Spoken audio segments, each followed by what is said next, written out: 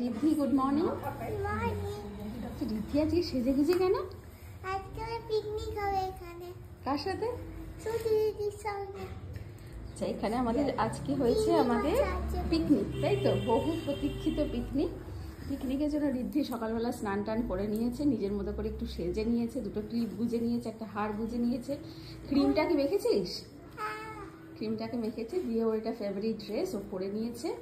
আর এখানে এই যে পিকনিকের কিছু কিছু জিনিস আমরা এখানে অ্যারেঞ্জমেন্ট করছি। এখানে সমস্ত ভেজিটেবলসগুলো রাখা আছে। রাইসে ফ্রাইড রাইস হবে, তো রাইস হয়ে গেছে। এখানে মুড়ি চপ রাখা হয়েছে, যেটা কিনা ইয়েতে খাওয়া হবে। আর এখানে এই যে তিনজন আমাদের বসে গেছে কি করতে? চিংড়ি মাছ ছাড়াতে। চিংড়ি মাছ ছাড়াতে বসে গেছে। কে কত কাজের আজকে আমি দেখবো, কত মাকে বাড়িতে তোরা হেল্প করতে পারিস। এখানে রেডি হয়ে গেছে ওদের কফি।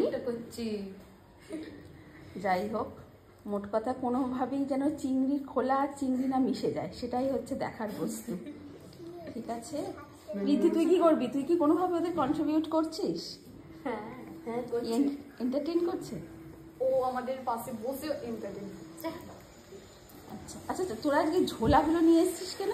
ঝোলাগুলো ম্যাম সোয়েটার আছে, সোয়েটার আছে, টুপি আছে, জলের বোতল আছে।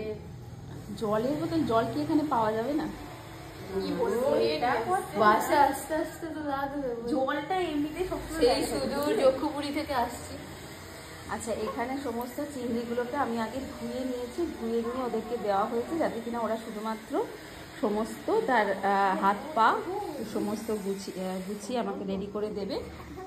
আমাদের পিকনিকের প্রিপারেশন শুরু হয়েছে, সঙ্গে সঙ্গে রয়েছে এখানে গরম গরম কফি।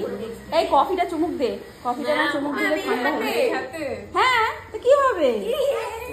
আরে কাপই আছে তো, এটা কি প্লাস্টিকের কাপ নাকি? না ম্যাম, হাতের গন্ধটা তো নাকের কাছে। আরে ততক্ষণে কিন্তু এটা ঠান্ডা হয়ে যাবে। ঘন্টা কোল্ড কফি দেবো। এই কোল্ড কফি ভালো লাগবে না। তাহলে হাত দিয়ে চলো সারাদিনের ভিডিওগুলো তোমাদের সঙ্গে শেয়ার করবো।